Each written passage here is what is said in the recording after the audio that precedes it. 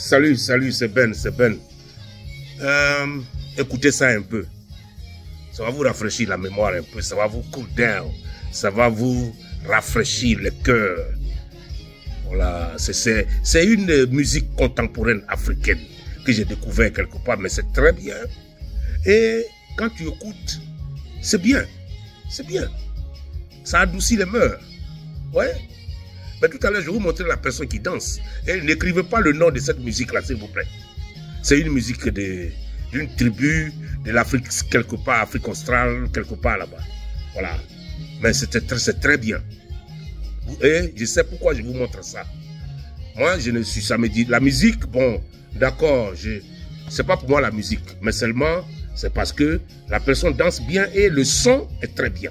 Raison pour laquelle je vous présente ça. Alors, n'écrivez pas, hein. Regardez au moins.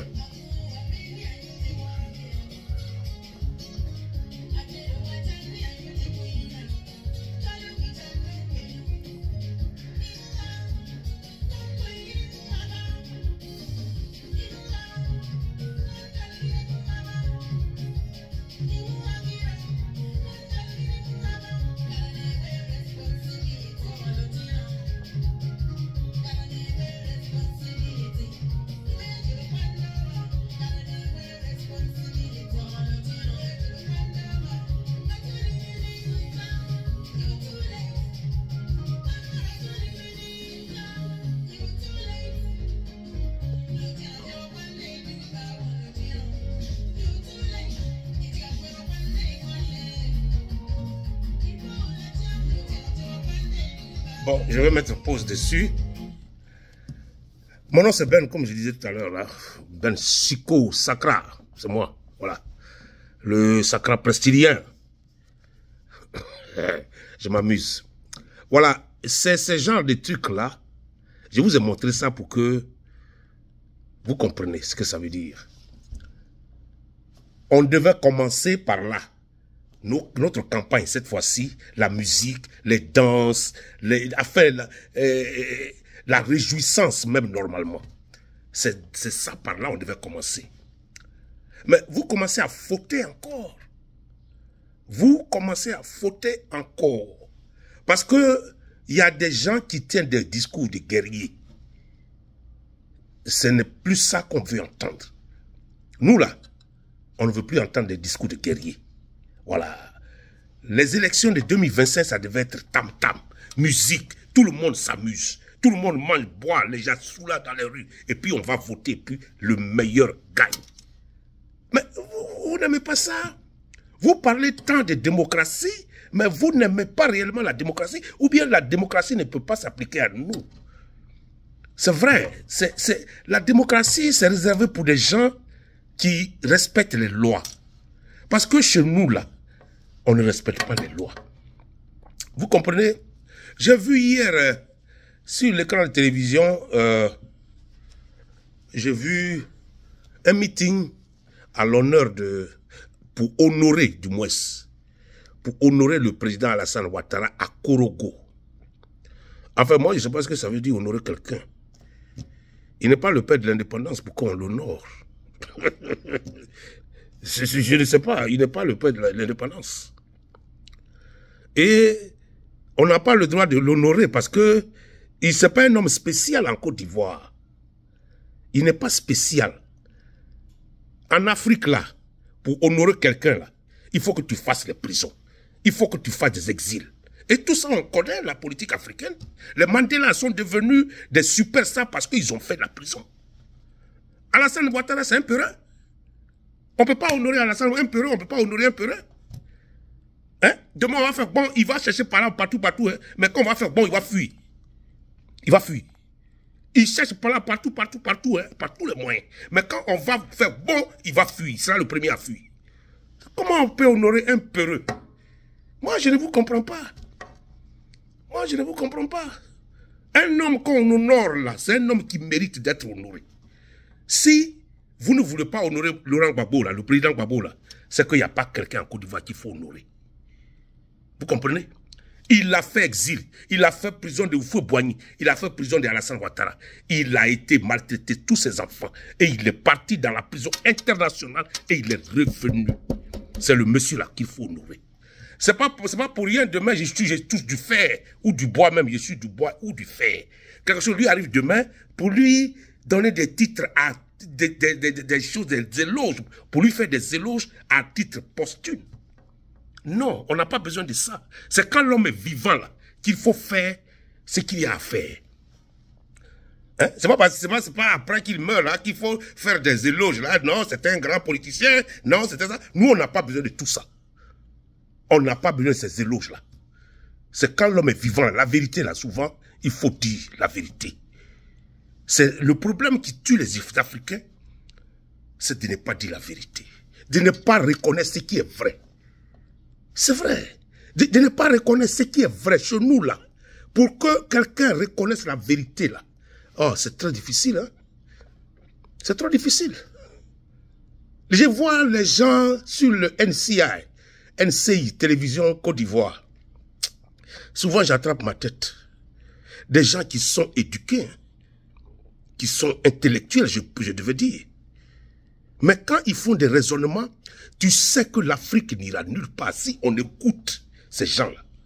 L'Afrique n'ira nulle part. Avec ces gens qui sont sur le NCI, là. Au nom de Dieu, si c'est sur ce l'on compte, pour qu'on dise on va changer l'Afrique, là, vraiment, on a tiré à terre. On a tiré dans l'eau. On va lire l'heure. On va lire l'heure. C'est moi qui vous dis ça. J'ai écouté, je les écoute tous les jours, leur débat avec Ali Yarasuba sur la chaîne de télévision NCI. Mais c'est incroyable. Des intellectuels hein, qui sont bandés, on dirait ils sont bandés des yeux. Parce que la vérité qui est là, ils ne veulent pas voir la vérité et dire la vérité. Tellement ils sont affamés d'argent, tellement ils sont affamés qu'il faut qu'on les paye des chèques pour qu'ils parlent de quelqu'un. Et ils savent dans leur profonde conscience que ce n'est pas vrai ce qu'ils disent. Ce qu'ils disent, ce n'est pas vrai. Mais ils le disent quand même. Vous voyez? Si on a affaire à ces gens-là pour pouvoir développer l'Afrique, je vois que l'Afrique ne pourra jamais se développer. Hein, avec ces gens de mentalité-là. Les gens qui ne croient pas à la vérité. Les gens qui ne voient que la vérité puis passent à côté. C'est ça, c'est ça. Moi, j'ai regardé NCI. Il y avait débat sur le meeting de Korogo, là, où on a honoré Alassane Ouattara, le président Ouattara. Des débats contradictoires, mais il y a un qui disait quand même la vérité. Moi, j'ai pitié quand j'écoute ces gens, ces Ivoiriens-là, intellectuels, ces 10 intellectuels-là, j'ai pitié d'eux. J'ai trop pitié de l'Afrique. Je vis à l'Occident, ça fait très longtemps. Mais quand j'écoute mes chers frères intellectuels africains, j'ai trop pitié de l'Afrique. C'est-à-dire l'Afrique ne peut pas aller quelque part, hein, avec les mentalités des Guillaume Bateau, des choses, comment ils s'appellent, Arthur Vanga, avec ces gens-là. Au nom de Dieu, l'Afrique, là, si on continue, l'Afrique n'ira nulle part. Avec ces gens-là. C'est vendu, là. Mais ils sont malheureux. Ils sont nuls. Ils sont nuls, ces gens-là sont nuls. Si c'est ceux-là, vous écoutez là, c'est ça qui est débat de télévision. Venez voir les débats ici. Venez voir les débats qui ne sont pas passionnés. Venez voir les débats, les vrais débats. Vous faites allusion aux États-Unis toujours. Mais pourquoi vous ne regardez pas les débats aux États-Unis?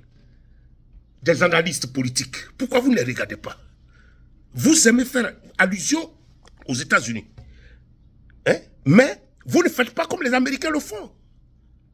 Hein? Alors, c'est que quelque part, il y a un problème.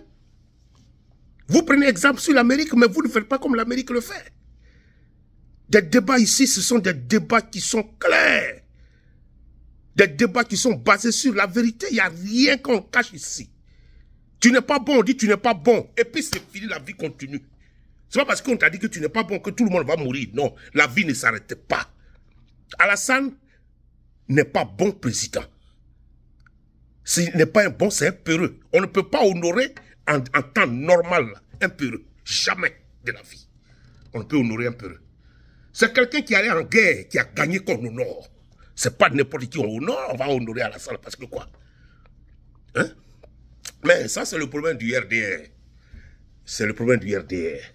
Mais il y a un sur la chaîne qui a dit la vérité. Parce que les fonds, on n'utilise pas les fonds du gouvernement pour pouvoir faire des meetings des partis politiques. Vous faites allusion hier, il y a quelqu'un qui a fait allusion hier aux États-Unis, que oui, les partis politiques sont autorisés de faire des meetings, mais oui, les partis politiques sont autorisés de faire des meetings, yes. C'est vrai, c'est ce qu'il a dit. Mais les partis politiques ici n'utilisent pas les bus de l'État. Les partis politiques n'utilisent pas les trains de l'État pour pouvoir convoyer ces choses. Les gens qui vont assister au meeting. Hein? Les partis politiques n'utilisent pas ça. Ces partis politiques-là font ce qu'on appelle le fundraising. Ils font des fundraising. Ils organisent une soirée. Et souvent, il y a des soirées où ils envoient des cartes d'invitation aux moguls. Vous savez ce qu'on appelle les moguls des partis, c'est-à-dire les gens qui ont l'argent des partis, les gens qui supportent les partis là. Ils leur envoient des cartes d'invitation. Et ces gens-là viennent aux soirées. Soirée dîner, avec dîner gala, un truc comme ça. Voilà, ils viennent. Quand ils arrivent, le plat qu'ils mangent là, ce soir-là, ça coûte 150 000 $. Le plat là, ça fait 150 000 $. Ça veut dire qu'il a payé le plat, mais en même temps, il a fait le donation au parti. C'est comme ça. Et quand c'est fini, on nous annonce que, dîner gala hier là, George Bush, enfin, l'ancien président, il a eu 2 millions, il a eu 3 millions. Ou Obama, il a eu 4 millions. C'est comme ça. Et cet argent, c'est ça, on prend pour faire les meetings qu'on fait là, comme ce qu'on a fait à Korogo hier là. On ne prend pas l'argent du gouvernement. Et puis maintenant, il y a l'Internet.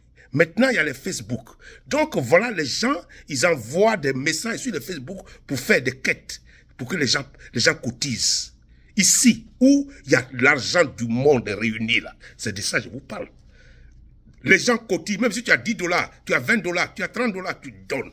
Tout le monde cotise. C'est cet argent-là, on prend et on évalue ta valeur que tu vaux dans le pays. C'est l'argent des contribuables là. Tout ce qu'on a cotisé là. Parce qu'il y a 2 grands partis. Chacun fait des fundraising. Pour voir celui qui a beaucoup d'argent, on dit, lui là, il va peut-être gagner les élections. On dit peut-être qu'il va gagner les élections parce qu'il a eu 100 millions de $. Mais tout ça là, c'est cotisé. Les gens donnent l'argent. C'est ça, on prend pour faire la campagne. C'est ça, on prend pour faire les meetings. On ne prend pas des bus de l'État. On ne prend pas les bus de l'État pour aller prendre des gens pour venir au meeting. Vous avez vu ça où?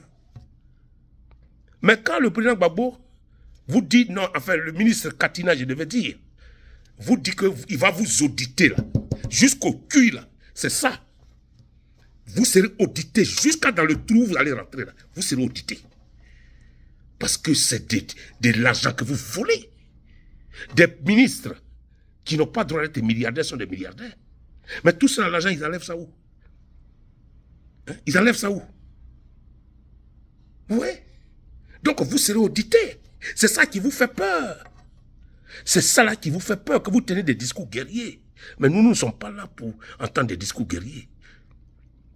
Cette fois-ci là, on veut des élections propres, démocratiques. Ce mot-là, entre parenthèses, mais bien, sans violence, on va voir ce que vaut chaque parti politique en Côte d'Ivoire. Vous n'êtes pas majoritaire. Vous convoyez, vous utilisez les moyens de l'État pour aller prendre des gens partout. Hier, on a vu les bus là, ça se suivait 30 bus pour remplir le stade. Mais si le président Gbagbo fait quelque chose là, il n'a pas de bus. Il n'envoie pas de bus pour prendre les gens. Les gens viennent d'eux-mêmes. Les gens viennent d'eux-mêmes. C'est ce que vous ne pouvez pas réaliser. C'est à cause ça vous avez autant peur. RDR, c'est à cause de ça vous avez peur. Vous utilisez les moyens de l'État pour faire votre campagne. Mais ça, c'est illégal. Ça, c'est illégal. Faites des fundraising pour qu'on voit combien de gens qui vont donner l'argent pour vous, votre campagne. Un homme de 83 ans, il dit, il va se présenter. Mais ce n'est pas en Côte d'Ivoire, là, 4e mandat, là. Les Ivoiriens, il faut écouter, hein. Quand le temps va venir, là, ce qu'on va faire, là, ils vont voir. Parce que c'est eux qui tiennent des discours guerriers. Mais il ne faut pas fuir. Vous qui tenez des discours guerriers, là, il ne faut pas fuir. Si vous cherchez les Ivoiriens, là, vous allez les avoir. Mais il ne faut pas fuir. Il ne faut pas fuir. C'est ce que Samuel Doe a dit. Hein. On lui a dit de ne pas tuer les gens, là. Il dit non, lui, il s'en fout. Personne n'a le moyen. Moi, j'étais là. Nous tous, on était là, on a suivi. On pleurait. Il a mis les gens au poteau, il les a fusillés. Quand on l'a attrapé, là, on dit, tu dis que tu étais le plus fort, non? Où tu es aujourd'hui? On l'a découpé en mini morceaux. Faut pas fuir si vous provoquez des choses, là. Faut pas fuir. Vous croyez que les Ivoiriens dorment, ils dorment pas là, ils vous regardent.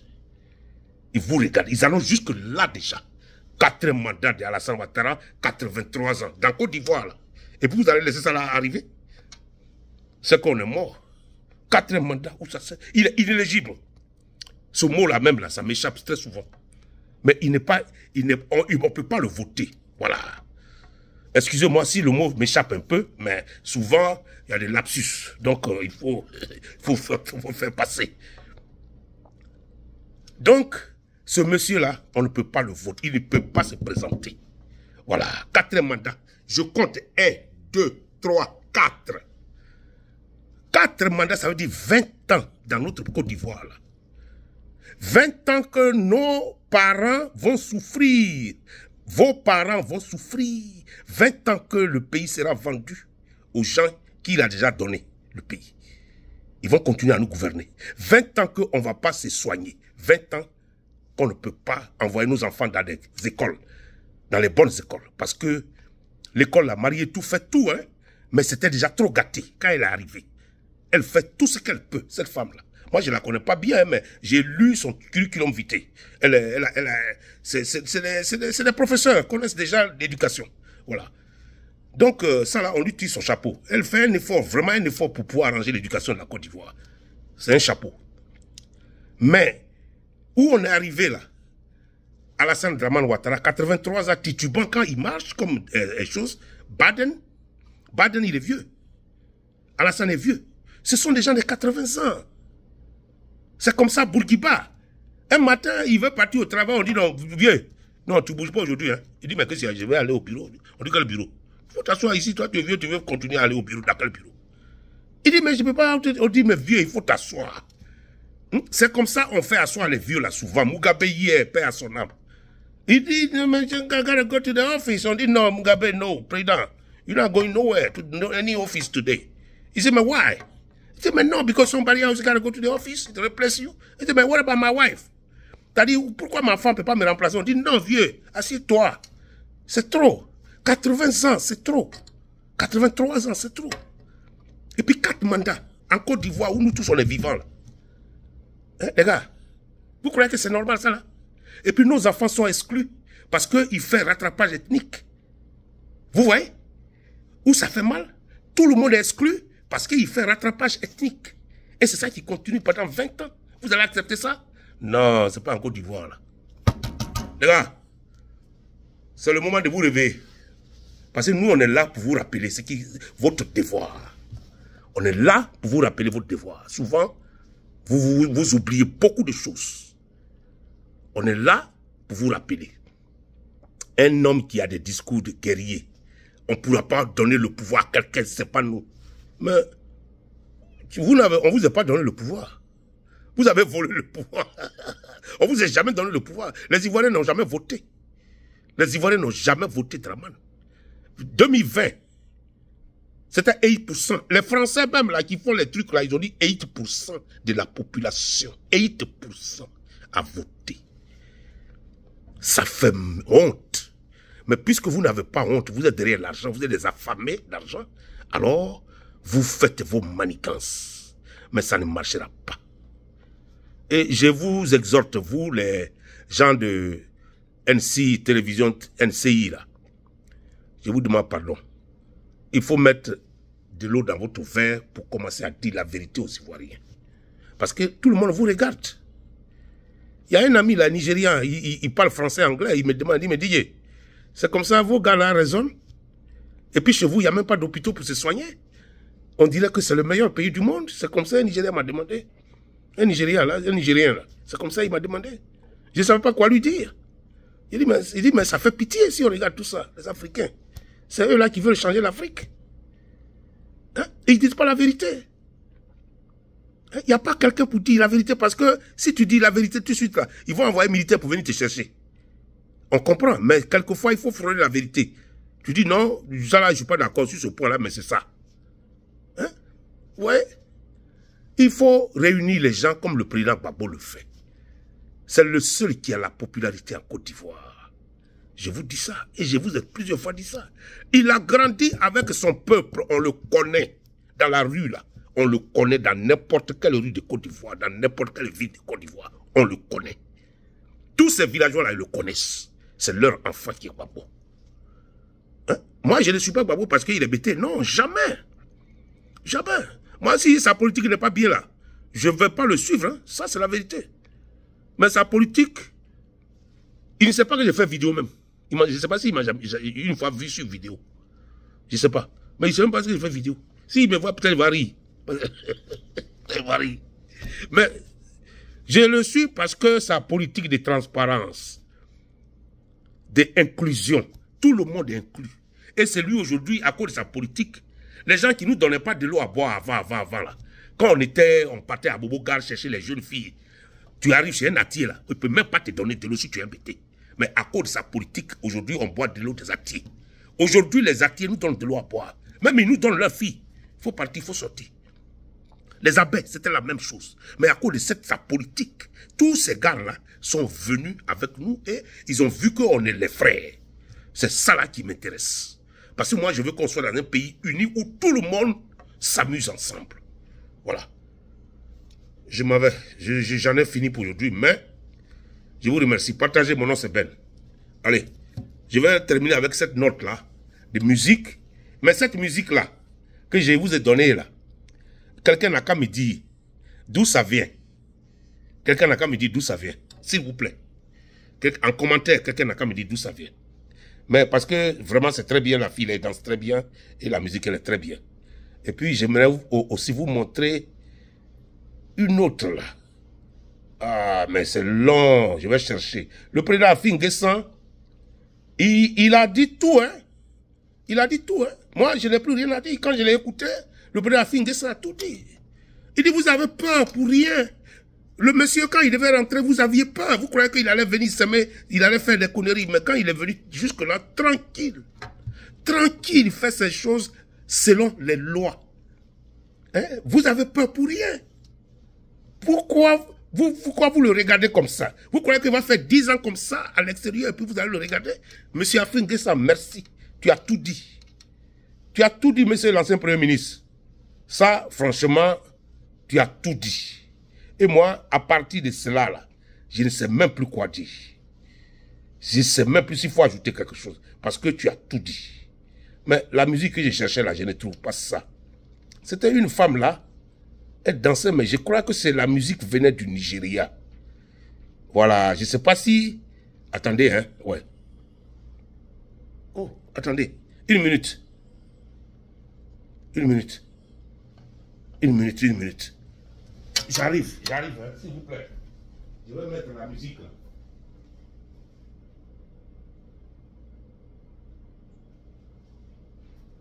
Ok. Comment ça allait? Et puis c'est éteint comme ça là. Les gars, excusez-moi. La fille là danse très bien. Faut la regarder.